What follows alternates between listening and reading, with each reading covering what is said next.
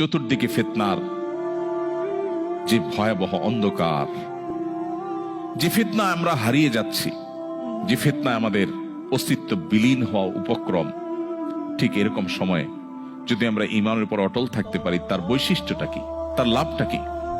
সুবহানাল্লাহ। তিরমিজি বর্ণিত আরেকটি হাদিসে নবী করিম সাল্লাল্লাহু আলাইহি ওয়াসাল্লাম বলেছেন, এমন একটা সময় আসবে যখন ঈমানের উপরে অটল থাকাটা জ্বলন্ত কয়লা, আগুনের কয়লা হাতে রাখার চাইতে কঠিন হবে বা হাতে রাখার মতো হবে। নবীজি বলেছেন, সেই সময় সবর করাটা, ঈমানের উপরে টিকে থাকাটা, সমাজের সবাই একটা স্রোতে দৌড়ায়, তার বিপরীতে দৌড়ানো সহজ বিষয় নয়।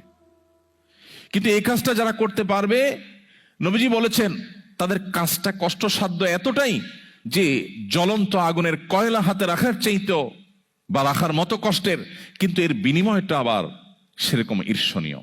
তিনি বলেছেন 50 জন মানুষ আমল করে যে পরিমাণ সওয়াব পাবে, ওই সময় এই রকম প্রতিকূল পরিবেশে যিনি নিজের ঈমানকে, নিজের আইডেন্টিটিকে, নিজের আমলকে, নিজের মুসলমানিত্বকে যে ব্যক্তি বুলন্দ করে রাখবে, উঁচু করে রাখবে, ধরে রাখতে পারবে, আল্লাহ তাআলা তাকে 50 জন মানুষের আমলের সমপরিমাণ সওয়াব তাকে দান করবেন।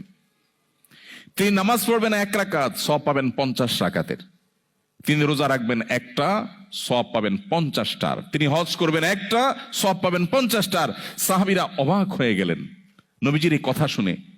তখন তো সেরকম কোনো পরিবেশ ছিল না, ঈমানের জন্য অনুকূল পরিবেশ ছিল মদিনাতে।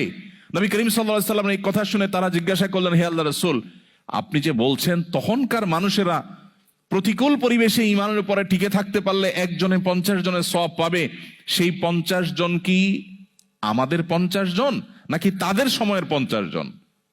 নবীজি তখন বলেছেন, আরে না, তাদের সময়ের না, তোমাদের মতো 50 জনের সওয়াব তারা পাবে। আল্লাহু আকবার। সাহাবায়ে কেরামের যে মর্যাদা, সেটা নতুন করে বলার অপেক্ষা রাখে না। কিন্তু প্রতিকূল পরিবেশে নিজের ঈমানকে, মুসলিম আইডেন্টিটিকে যদি কেউ উঁচু করে সেটাকে নিরাপদ রাখতে পারে, তার আঁচলকে বাঁচাবার জন্য সে যদি সংগ্রাম করে টিকে থাকতে পারে, জ্বলন্ত কয়লা হাতে রাখার মতো এই কঠিন কাজটি যদি সে করতে পারে, নবীজি সাল্লাল্লাহু আলাইহি সাল্লামের হাদিসের এই ভবিষ্যৎবাণীর আলোকে এই সুসংবাদ সে পাবে। আল্লাহ তাআলা আমাদের সবাইকে শক্তিশালী ঈমানের অধিকারী হওয়ার মধ্য দিয়ে এই প্রতিকূল পরিবেশে আমাদের ঈমানকে, আমাদের আইডেন্টিটিকে, আমাদের ইসলামকে আল্লাহ তাআলা